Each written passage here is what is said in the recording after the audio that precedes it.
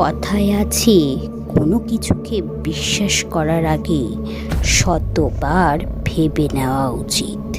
কারণ এই পৃথিবীতে অনেক কিছুই ঘটে যা অকল্পনীয়।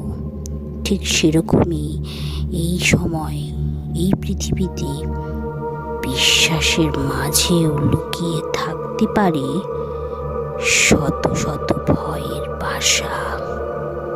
ঠিক এরকমই এক ঘটনা, আতঙ্কীয় ঘটনা ঘটেছিল অনেকের সাথে। নমস্কার দর্শক বন্ধু, গোস্ট ফাইলসে আজকের মঙ্গলবারের এপিসোডে তোমাদের সবাইকে জানাই অনেক স্বাগত।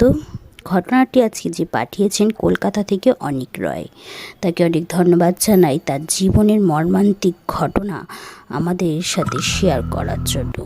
আজকে বেশি কথা না বাড়িয়ে চলে যাব কি এমন ঘটনা ঘটেছিল অনিক রায়ের জীবনে, তার মাসুল আজও সে গুনে গুনে দেয়।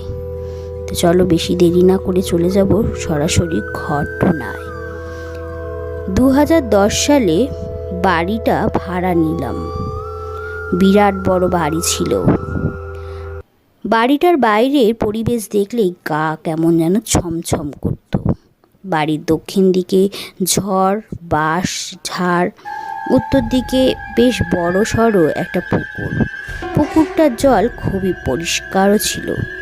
গরমের সময় তাই বেছে বেছে দক্ষিণ দিকের রুমটা থাকার জন্য ঠিক করলাম।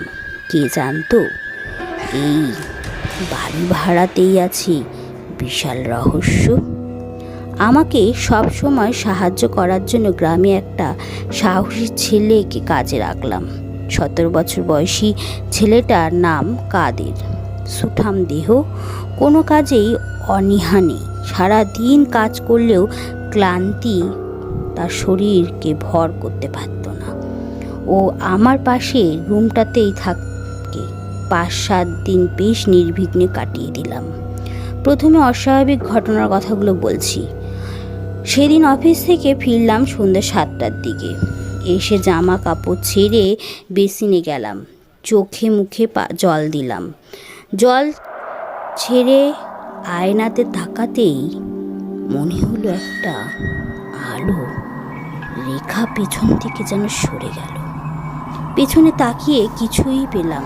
ভাবলাম দেখার ভুল, কিন্তু তার কিছুক্ষণ পর একই ঘটনা আবার ঘটল। আলোটা এক দেয়াল থেকে অন্য দেয়ালে যেয়ে মিলে গেল। যেহেতু এটা ছিল আমার দেখার প্রথম স্বাভাবিক ঘটনা, তাই কেমন জানি একটা শিহরণ অনুভব করলাম। কাদের একটু পরেই বাজার থেকে আসলো। দুজন মিলে রান্নার কাজটা সেরে খাওয়া দাওয়া করে 10টা বেজে গেল। খাওয়া দাওয়া শেষ করে ঘুমোতে গেলাম। শুয়ে শুয়ে সন্ধ্যার ঘটনার পেছনের কারণ সম্বন্ধে করছি, এমন সময় কারেন্ট চলে গেল।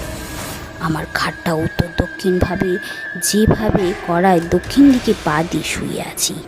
কারেন্ট যাওয়ার বাইরে থেকে চাঁদের আলোটা দক্ষিণ দিকে পা দিয়ে আমি ঠিক সেরকমই শুয়ে আছি। বাঁশবাগানের আলোর ছটা খেলা দেখা দিতে দিতে কখন যে ঘুমিয়ে পড়েছিলাম জানি না।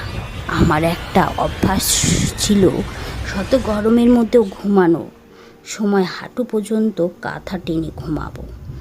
ঘুমের এক পর্যায়ে টের পেলাম পায়ের উপর কাঁথা সরে গেছে।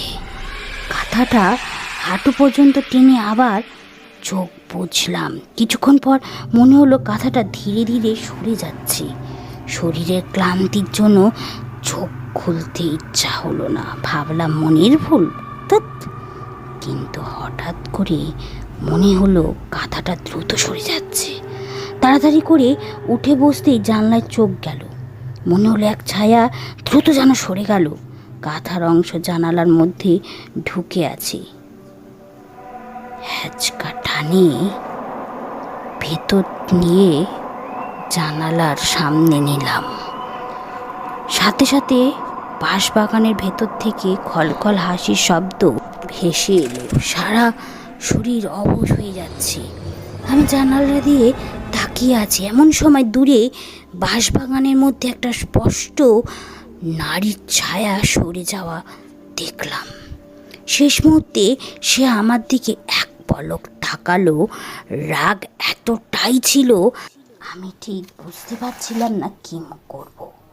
ওই মুহূর্তে আমার করণীয় ঠিক কী। তার কিছুক্ষণ পর দেখলাম পাশের চেয়ারে ঘটে চলা অপ্রার্থিব এক ঘটনা। হঠাৎ করে চেয়ারটা ফুট দুয়েক উপরে উঠে গেল। চেয়ারটার পিছন থাকা অদৃশ্য কেউ চেয়ারকে সশব্দে মাটিতে ছুঁড়ে তৎক্ষণাৎ ফেলে দিল। গলা থেকে একটা ভয়াল আর্ত চিৎকার বেরিয়ে এলো। সাথে সাথে পাশের রুম থেকে কাদের ছুটে এলো। কি হয়েছে? খারাপ স্বপ্ন দেখেছেন? আমি কোনো কথা বলতে পারছিলাম না। জল খেয়ে জানালা বন্ধ করে বাতি জ্বালিয়ে সারা রাত মিউজিক শুনছিলাম। কাউকে কিছু বললাম না। বিকেলে বাড়ি ফিরে যতক্ষণ সম্ভব কাদেরের সাথে থাকার চেষ্টা করলাম। রাত ঠিক 11টার দিকে কাদের শুনে গেল। হঠাৎ ঠিক সেই সময় 17 বয়সী সেই ছেলেটা কাদের, কিন্তু কাদের তো একটু আগেই শুতে চলে গেল। তাহলে আমার পাশের রুমেই তো সে থাকে। 5-7 দিন বেশ নির্বিঘ্নে কাটিয়ে দিলাম। তাহলে 7টার দিকে জামা কাপড় ছেড়ে বেসিনেও গেলাম, চোখে মুখে জল দিয়ে আয়নাতে তাকালাম, সবই তো ঠিক ছিল। তাহলে কাদের আবার কোথা থেকে এলো? আশ্চর্য ঘটনা। হাড়ি মাঝে হঠাৎ করে কাদের বলে উঠল, স্যার আজ আমি আপনার কাছেই শোবো, কোনো সমস্যা আছে? তখন আমি বললাম, না কাদের, এমনি ভয় পাচ্ছিলাম। বেশ ভালোই করেছো, শোবে যখন বললে, তাহলে শো। তাহলে স্যার আমি আপনার সাথে শুই, ঘুম আসছে না, কিছুটা গল্প করি। এই মেসে জানেন স্যার, কিছুদিন অর্থাৎ দিন 15 আগে বাবা মা মেয়ে গলায় দড়ি দিয়েছিল আর ছেলে দুটোকে বিষ খাওয়ানো হয়েছিল। কথাটা এক নিঃশ্বাসে বলে থামলো কাদের। ভয়ে চাদরটা জোরে আঁকড়ে ধরে আছি। কাঁপা কাঁপা গলায় জিজ্ঞাসা করলাম, তোমার ভয় করে না কাদের? না। এতদিন এখানে থাকলে কিছু দেখেছো কি? কি দেখেছো? পায়ের ছাপ। প্রতিদিন সকালে ছোট বাচ্চার পায়ের ছাপ দেখছি আর কান্নার শব্দ শুনতাম। আচ্ছা, অমাবস্যা রাতে এই বাড়িতে অনেক কিছু ঘটে, তাই না? আমাদের তো মেরে ফেলতেও কেউ পিছু পা হয় না। আমি তখন সাহস করে জিজ্ঞাসা করলাম, আচ্ছা অমাবস্যা কবে? জানি না বলে 10টার দিকে শুয়ে পড়লাম। ঠিক তখনই মনে হলো আমার মাথার কাছে কেউ ফিস ফিস করে কথা বলছে। আমি নড়ে চড়ে উঠলাম। এমন সময় চোখ গেল ফ্যানের দিকে। দেখি সেটা পাখাগুলো জোরে জোরে কাঁপছে। ঠিক এমন সময় পাশের রুম থেকে কাদেরের ভয়ালো চিৎকার শুনে আমি রুমে ছুটে গেলাম। যে দেখি কাদের মাটিতে গড়াগড়ি খাচ্ছে, ওর কানের নিচ দিয়ে রক্ত ঝরছে। আমাকে দেখা মাত্র আমার পা জড়িয়ে ধরলো, বলল, ওরা আমাকে মেরে ফেলবে, আমাকে বাঁচান। আমার রুমে নিয়ে এসে ক্ষত জায়গাটা গামছা দিয়ে বেঁধে দিলাম। হঠাৎ করে দরজার পাশ দিয়ে নূপুরের স্পষ্ট আওয়াজ শোনা গেল। সাথে সাথে ঘরের আয়নাটা সশব্দে ভেঙে পড়ল। ভয়ে মোবাইলের আলো জেলে ওর পেছন দৌড়াতে যেয়ে কিছু একটাতে বেঁধে তৎক্ষণাৎ পড়ে জ্ঞান হারালাম। জ্ঞান ফিরে দেখি মোবাইলের টর্চটা তখনও জ্বলছে। চারিদিক ঘুটঘুটে অন্ধকার। একটা ভেজা ফ্লোরে আমি পড়ে আছি। টর্চের আলোতে দেখি ফ্লোরে রক্তে ভিজে গেছে। ধীরে ধীরে কাদেরের রুমে ঢুকলাম। ফ্যানের সাথে দড়ি দিয়ে ঝুলে আছে কাদের। দেহটা তৎক্ষণাৎ মাথা ঘুরে নিচে পড়ে গেলাম। একটা সাদা কাগজের উপর মোবাইল ছিটকে পড়ে অস্পষ্টভাবে লেখা, আপনি পালান, আজ অমাবস্যা। আবার অন্ধকারও নেমে এলো। অন্ধকারের বুক চিরে নূপুরের শব্দটা আবার শোনা যাচ্ছে।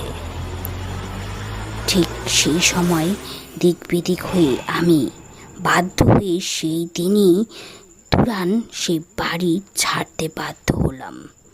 জিনিসপত্র যেখানে যেভাবে পড়ে আছে ছিল। আমি আর ওই বাড়ি ঢুকলাম না। চোখের সামনে দেখলাম কাদের কিভাবে মারা গেল। তারপর থেকে বিশ্বাস শব্দটা আমার জীবন থেকে উঠে গেল। তো ফ্রেন্ডস, এই ছিল আজকের এপিসোডটি তোমাদের কেমন লাগলো চাইলে কমেন্ট করে জানাতে পারো। একটি লাইক, একটি সাবস্ক্রাইব করতেই পারো আমাদের চ্যানেলটিকে, আশা করতেই পারি তোমাদের কাছ থেকে। তোমরাও ততক্ষণে তোমাদের ঘটনা লিখে পাঠাও আমার কাছে। এপিসোড ভালো লাগলে তোমাদের মতামত জানিও, কোন ধরনের এপিসোড তোমরা শুনতে চাও, কোন ধরনের ঘটনা তোমরা শুনতে চাও সেটাও কমেন্ট করে জানাতে পারো। ততক্ষণে তোমরা ঘটনা লিখে পাঠাও। আর আমি ফিরে আসছি নেক্সট এপিসোড নিয়ে আগামী শনিবার। ততক্ষণ গুড নাইট।